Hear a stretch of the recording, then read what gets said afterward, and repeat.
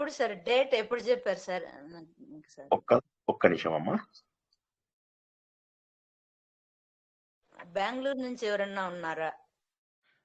అది తెలియదు, కానీ అదే కొద్దిగా ప్లాన్ అంటే నేను ఏంటంటే బస్సులో అవి అరేంజ్ చేయడము ఇవన్నీ పెట్టుకోలేదమ్మా. ఎందుకోసం అంటే మళ్ళీ అది ఎక్కువ హెడేక్ అయిపోతుందని. మీరు అక్కడ దాకా రండి, దగ్గర దాకా వస్తే మీకు పికప్ కానీ ఏదన్నా చేసుకోవాలంటే మన వాళ్ళతో ఎవరితోనా చేయిద్దాం. మనం అక్కడ కావాలంటే ఎక్స్ట్రా మనకు ఎవరన్నా తీసుకొని ఆటోలు కానీ ఇంకేమన్నా కానీ నియరెస్ట్ నర్సాపూర్ స్టేషన్ ఏవో ఉన్నాయి కదా, అక్కడికి ఎవరన్నా వచ్చి తీసుకోమంటే తీసుకుంటారు.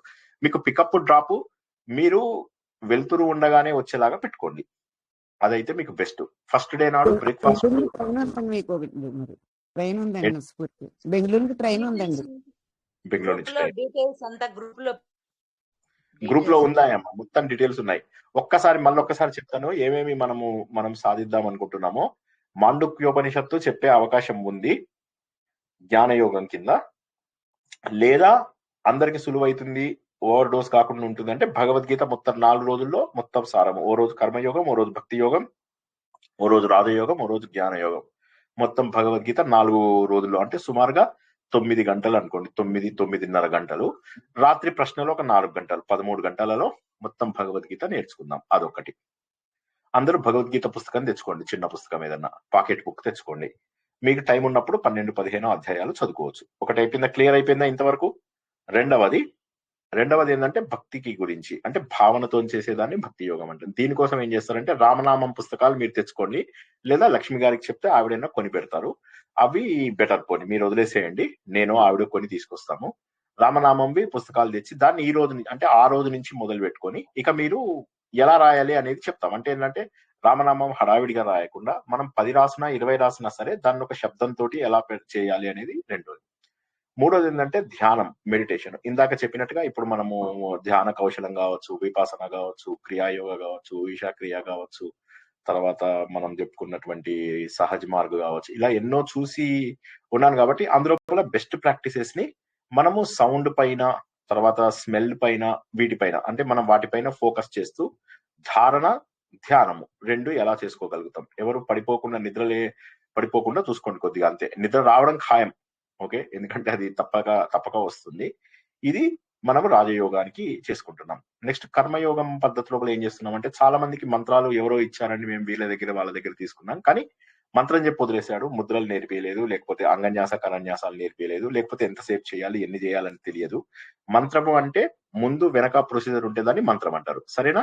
నామము అంటే ఎప్పుడైనా చేసుకోవచ్చు. ఉదాహరణకి రామనామం ఉందనుకోండి, మీరు ఎప్పుడైనా చేసుకోవచ్చు. క్లియర్ అండి? రామనామం అనేది, లేదా మనకు నారాయణ లేకపోతే శివాయ నమః, ఇట్లా మీరు జీవితాంతం ఎప్పుడైనా చేసుకోవచ్చు వాటికి. నారాయణాయ నమః, శివాయ నమః, ఓంకారాలు చేర్చుకోకుండా. ఇది మంత్రం వచ్చేసరికి ఏమవుతుంది అంటే మంత్రము లోపల మీకు ప్రీ అండ్ పోస్ట్ కొంత మెథడ్ ఉంటుంది అన్నమాట. ఆ ప్రీ అండ్ పోస్ట్ వి మీరు మెథడ్స్ చేయాలి. చేసినప్పుడు మాత్రమే ఈ లోపల సంధ్యావందనం చేసే వాళ్ళకి ఆల్రెడీ కొంతమందికి తెలుసు. తర్వాత అట్లాగే ఇదేంటంటే ఒక పర్టికులర్ ఫ్లో ఉంటుంది, ఆ ఫ్లో చెప్పాలి. ఆ ఫ్లో కూడా నేను ఏం చేస్తానంటే మీకు సింప్లిఫై అయ్యేలాగా, మీకు విష్ణు సహస్రనామంలో మీ నక్షత్రానికి మీ దీనికి సూట్ అయ్యేది మీ అందరికీ తెలిసే ఉంటుంది ఈ పాటికి. సో అది తెలిసిన దాన్నే మళ్ళీ నేను ఇస్తాను, బట్ ముందు వెనక ప్రొసీజర్ నేర్పిస్తాను. ఓకే, ఇది కర్మయోగం కోసము. ఇంకొకటి కర్మయోగం కోసం ఏంటి అంటే దగ్గరలో ఉన్నటువంటి ఆలయ దర్శనాలు. ఇవి కూడా వీలైనంత సులభంగా అయ్యేలాగా మనము చూసుకుందాం, అంటే రష్ లేకుండా వెళ్ళడానికి ప్రయత్నం చేద్దాము. చేసినట్లయితే అప్పుడు ఏమవుతుందంటే వాటిని మనము దగ్గరున్న ఆలయాలని కూడా చూడొచ్చు. వీలుండి ఆలయం దగ్గర రష్ తక్కువ ఉందంటే అక్కడే కూర్చొని మనము చిన్న ప్రవచనం లాగా పెట్టుకున్నామంటే సరిపోతుంది. ఇది మనకు క్లుప్తంగా ప్రోగ్రామ్ అన్నమాట. ఇక భోజనాలు అవి కూడా మనకు క్యాటరర్ ఆల్రెడీ మనము ఆవిడ మాట్లాడతారన్నారు, అంతా మొత్తం ఆవిడే అరేంజ్ చేస్తున్నారు. నేను చెప్పాలంటే నా వైపు ఏమీ లేదు, డబ్బు ఎంత అవుతుందో కూడా తెలియదు. సుమారుగా మీరు రఫ్ గా వేసుకుంటే హోటల్ 2,000-2,500 ఉంటుంది అనుకోండి, ఇద్దరు షేర్ చేసుకుంటారు. అట్లాగే భోజనం అనుకోండి, breakfast, lunch, dinner, evening snacks, మధ్య లోపల 1-2 టైమ్స్ కాఫీలు, ఇవి పెట్టుకుంటే మనకు సుమారుగా 400-500 అయ్యే అవకాశం ఉంది per head per day. Okay, transportation అంటే మనం 2 రోజుల పాటు హాఫ్ డే వెళ్తాం, అంటే ఎవ్రీడే 3-7 వరకు కానీ 4-7 వరకు కానీ, లేదా వర్షం పడే అవకాశం ఉంటే వేరే టైంకి షిఫ్ట్ చేయడం కానీ చేసి అలా మనము అక్కడికి ఆలయ దర్శనం వెళ్ళి, ఆలయంలో కూడా మంచి పవిత్రమైన ప్లేస్ ఏదైనా కనిపించింది, జనాలు తక్కువ ఉన్న ప్లేస్ ఉంది అంటే అక్కడ కూర్చొని మనం చేయవచ్చు. తర్వాత ఈవినింగ్స్ కానీ ఇంకేదన్నా టైం ఉన్నప్పుడు కానీ ఈ రాజుల దగ్గర ఉన్నటువంటి గోదావరి నది కానీ దగ్గరలో ఉన్నటువంటి సముద్ర ఇసుక తిన్నెల దగ్గర కానీ కూర్చొని ప్రకృతి దగ్గర కూర్చొని ప్రశ్న జవాబులు అక్కడే చేసుకోవచ్చు కావాలంటే. లేదా అక్కడ కూర్చొని మనం ప్రశాంతంగా మనము మాట్లాడుకోవడమో, లేకపోతే ఆధ్యాత్మిక విషయాలు చర్చించుకోవడమో, ఆ రోజు చెప్పుకున్న విషయాలు చర్చించుకోవడమో, ఆ రోజు ధ్యానంలో మీకు వచ్చినటువంటి అనుభవాలు చెప్పడము, ఇటువంటివన్నీ కూడా మీరు ఆ రోజు చర్చించుకోవచ్చు. ఇట్లా ఏంటంటే చిన్న టీం, మళ్ళొకసారి చెప్తున్నా, ఎక్కువ 50 మంది 60 మంది వస్తే ఇది కుదరదు. మళ్ళొకసారి చెప్తున్నా, పర్సనల్ అటెన్షన్ ఉండదు. రేపు నేను ఫ్యూచర్ లో ఎట్లాగో కాశీకో ఉత్తర కాశీకో తీసుకెళ్తాను, అప్పుడు 50 మంది అయినా పర్వాలేదు. కానీ ఇప్పుడు మనకి ఎక్స్ట్రీమ్లీ స్మాల్ గ్రూప్ 15 లేదా 20, ఇక మాక్సిమం తప్పదు అనుకుంటే 30 మంది. ఈ 30 మంది కంటే ఎక్కువ అయితే మాత్రము కొంత కష్టమయ్యే అవకాశం ఉంది. అప్పుడు మీకు 45 మినిట్స్ టైం ఏదైతే పర్సనల్ టైం అని చెప్పానో 30 మినిట్స్ కి తగ్గించి, ఇంకా కూడా మీకు సాధన ఎక్కడ కుదరట్లేదు, లైఫ్ లోపల ఉన్న ప్రాబ్లమ్స్ ఏంటి, ఏదైనా కొద్దిగా కౌన్సిలింగ్ ఇచ్చి మిమ్మల్ని ఈ మార్గంలోకి తీసుకురావడానికి ఏదైతే ఉందో అది తప్పక చేస్తాను. అది గ్యారంటీగా సక్సెస్ అవుతుంది. ఇది మన ప్రోగ్రామ్ యొక్క మెయిన్ కంటెంట్. ఫుడ్ చేయించేదే క్యాటరర్ ద్వారా. అకామిడేషన్స్, హోటల్ రూమ్స్ మనకు ఆవిడ చూపించారు కొన్ని. ఆ హోటల్ అయితే బానే ఉంది, ఇక రేట్ అవి కనుక్కోలేదు ఆవిడ, వీడియోలో చూపించారు, చాలా బాగుంది హోటల్ మటుకు.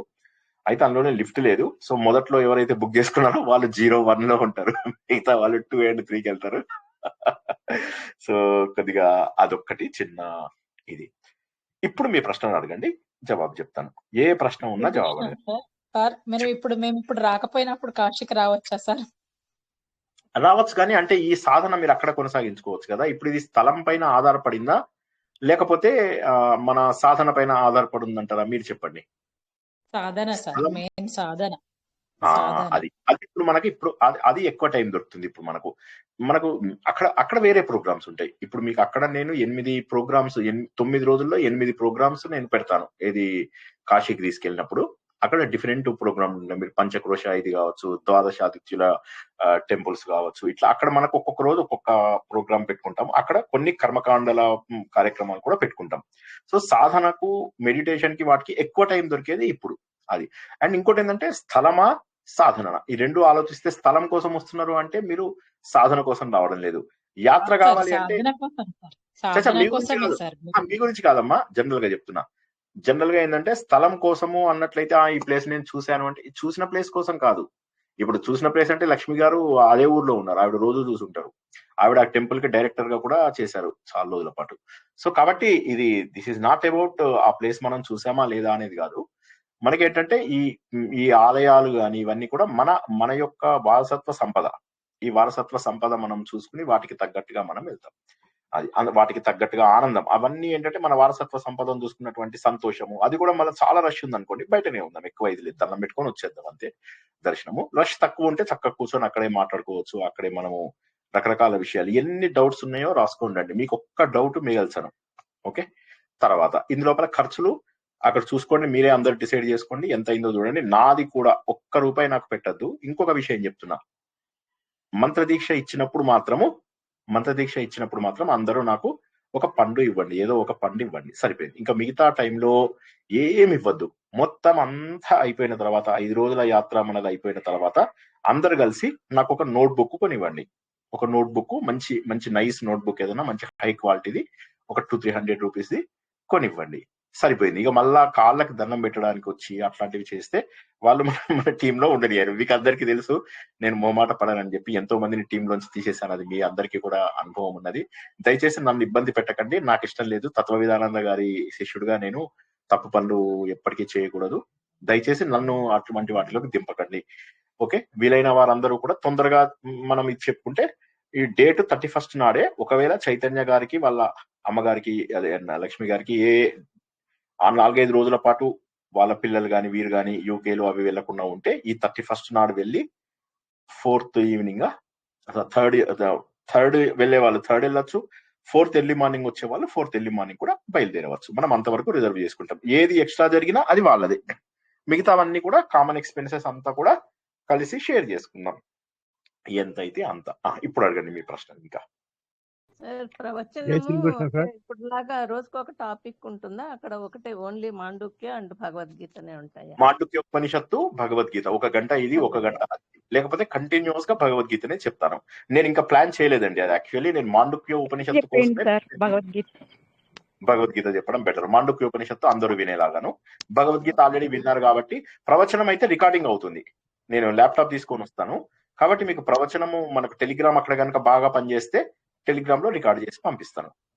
ఓకేనా? లేకపోతే నా మొబైల్లోనో ఇంకెవరి మొబైల్లో అయినా ప్రవచనం అయితే మీరు అసలు వర్రీనే అవ్వద్దు. ప్రవచనం నేను చక్కగా రికార్డ్ చేసి పంపిస్తాను. అంటే మిగతా బుక్ ఏవైతే తెచ్చుకోవడానికి అంటే నేను ఒక్కొక్క బుక్ లో నోట్ చేసుకుంటున్నా. సో అలాగే బుక్స్ తెచ్చుకోవడానికి ఏదేమైనా ఈ యాత్రకు మటుకు కొత్త బుక్ తెచ్చుకోండి అందరూ. ఒక 50 పేజెస్ బుక్స్ చిన్న ఉంటాయి కదా, అవి తెచ్చుకోండి. నేను చెప్పినవన్నీ రాసుకోండి. దయచేసి ప్రాక్టీస్ చేయండి. ఎందుకంటే మీరెవ్వరో నాకు తెలియదు, ఇందులో ఒక్కళ్ళని కూడా నేను చూడలేదు. అలాంటిది ఇప్పుడు నాకు అక్కడ మళ్ళా వచ్చి నాకు దయచేసి ఎవరు ఇబ్బంది పెట్టద్దు. అక్కడ ఏదైనా అడ్జస్ట్ అవ్వాలి. ఇప్పుడు నాకు కూడా తెలియదు ఆ ఊరు, నాకు కూడా కొత్తనే. ఓకే, అక్కడికి వెళ్ళిన తర్వాత లక్ష్మి గారు అందరినీ చీపుడుతో కొట్టింది అనుకోండి, కొడితే శ్రీనివాస్ గారు చూడండి ఆవిడ కొట్టింది అని చెప్పి మీరు అనొద్దు. ఆవిడ కొట్టిందా ఓకే అంట. నాకు తెలియదు, ఎందుకంటే ఇవి అక్కడ మనకు ఇది తెలియవు కదా. అంటే అలా చేస్తారని కాదు, నేను జోక్ సతాయించడానికి అంటున్నాను.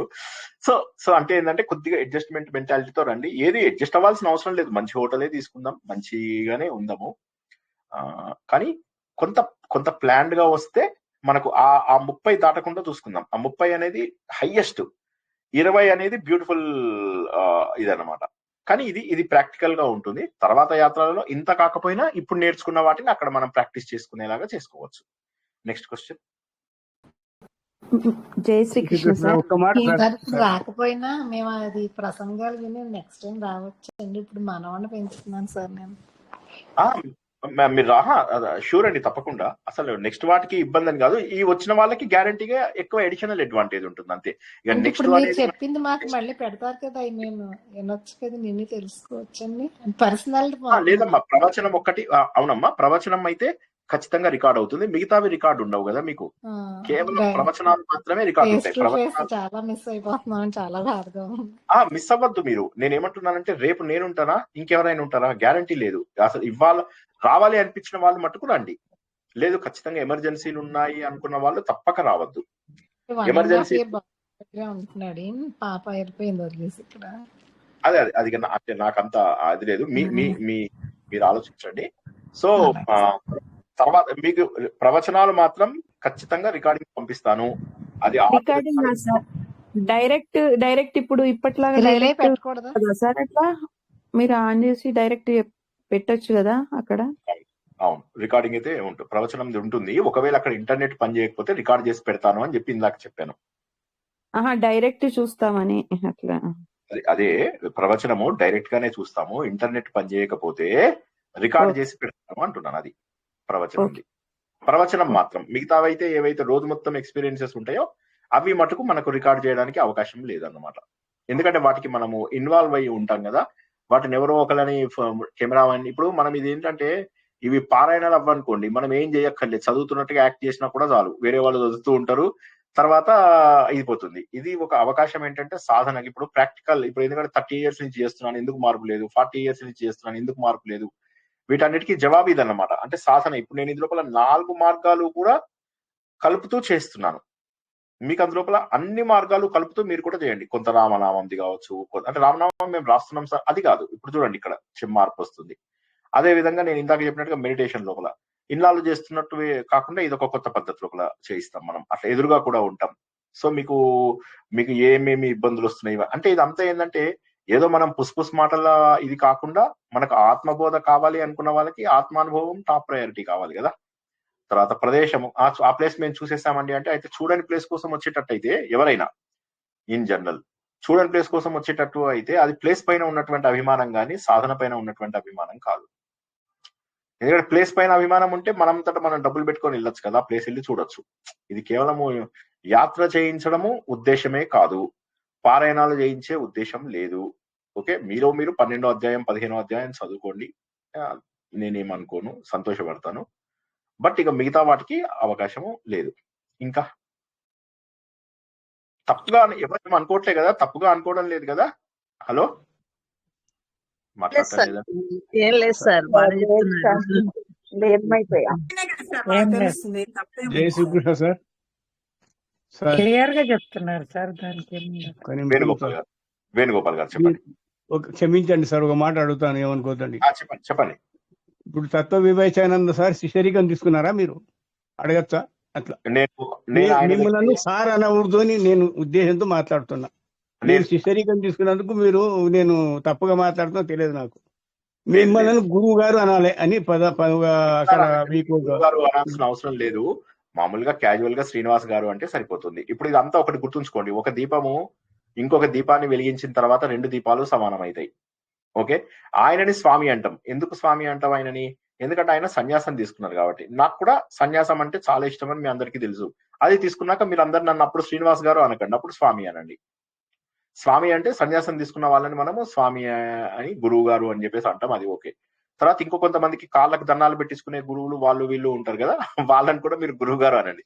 నన్ను క్యాజువల్ గా గురువు గారు అంటే తప్పేమి లేదు, అందులోపల పెద్ద మీరు మామూలుగా శ్రీనివాస్ గారు అని పిలవాలని లేకపోతే గురువు గారు అని, కానీ అట్లా ఫీల్ అవ్వకండి. ఏది అంటే ఆ గాడ్ మ్యాన్ ఫీలింగ్ లోనూ చేయకండి. జై శ్రీకృష్ణ.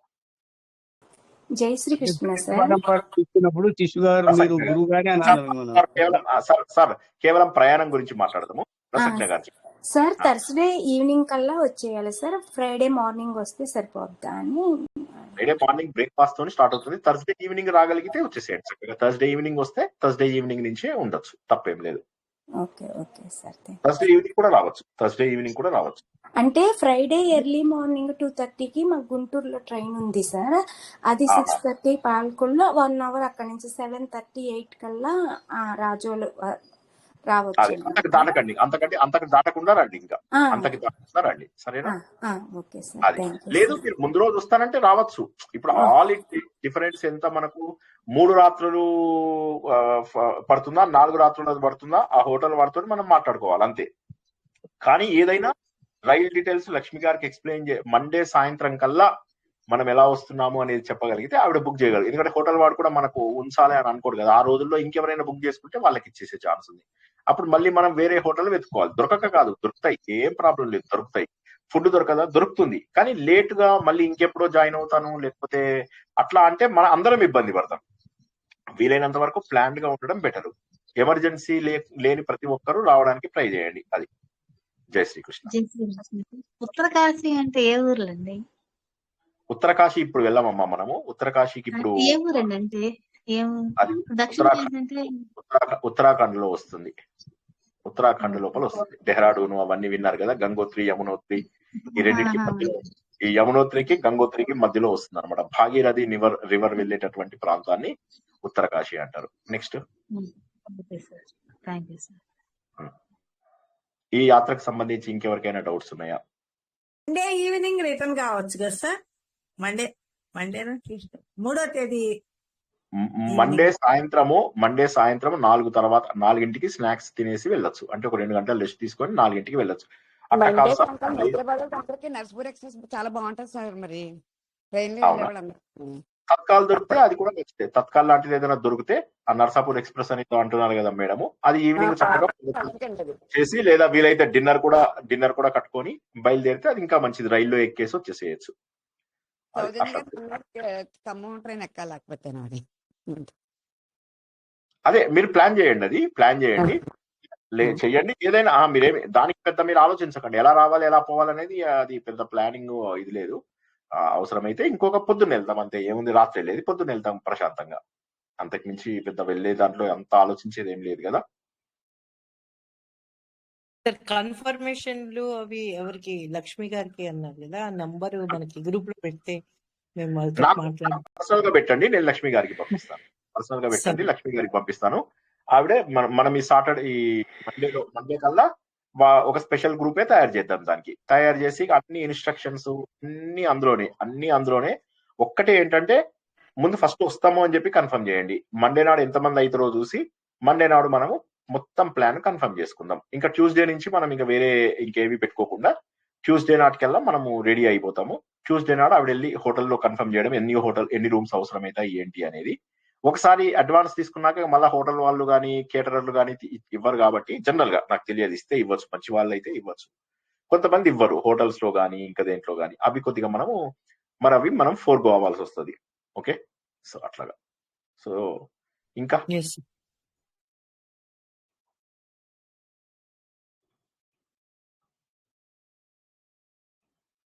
అన్ని క్లియరా? రూమ్ లో అమౌంట్ ముందే ఇవ్వాలా సార్? రూమ్ లోదంటే అదే మనకు ఉంటుంది కదా, ఇక తప్పదు కదా. ఎందుకంటే మనకు అక్కడ అంటే రూమ్ లో మొత్తం అమౌంట్ కాదు, ఎట్లాగో హాఫ్ ఇస్తే సరిపోతుంది అనుకుంటాను. వాడు ఎంత అడుగుతారో చూద్దాము, దాన్ని బట్టి ఇది లోపల అది కూడా మీరు కూడా ఆ ఫైనాన్స్ కమిటీలో ఉండి మీరే లెక్కలు చేస్తానన్నా కూడా సరిపోతుంది. ఎవరైనా ఉండొచ్చు అందులోపల. ఎంత ఖర్చు అయిందో చూసి ప్రతి రూపాయికి లెక్క కట్టి చేయడమే. అందులో దట్ ఇంక్లూడ్స్ నాది కూడా. సార్ మీకు ఇంత అయింది అని చెప్తే నేను అంత ఇచ్చేస్తాను. ఎవరున్నా సరే ఆ గ్రూప్ లోపల మొత్తం కలిసి కొద్దిగా హెల్ప్ చేసుకోండి, ఒకళ్ళకొకళ్ళు హెల్ప్ చేసుకొని లెక్కలన్నీ దగ్గర చక్కగా రాసుకొని ఎంత అయిందో కనుక్కొని ముందు కొంత అడ్వాన్స్ గా తీసుకోండి. తర్వాత ఆ మిగిలిన డబ్బంతా కూడా వెళ్ళే 1 డే ముందు మొత్తం తీసేసుకోండి అందరి దగ్గర తీసుకొని. ఎవరు ఇబ్బంది పడకుండా చూడండి. వందే ఎవరైనా ఇబ్బంది భారత్ ఫాస్టెస్ట్ ట్రైన్ అని చెప్పి ఉంది సార్. మధ్యాహ్నం 3ంటికి బయలుదేరుతుందంట, రాత్రి 8:30కో 8:45కో చేరుతుందని ఉంది. ఓకే రాజోలు ఓకే మంచిదే. సికింద్రాబాద్. Okay very good.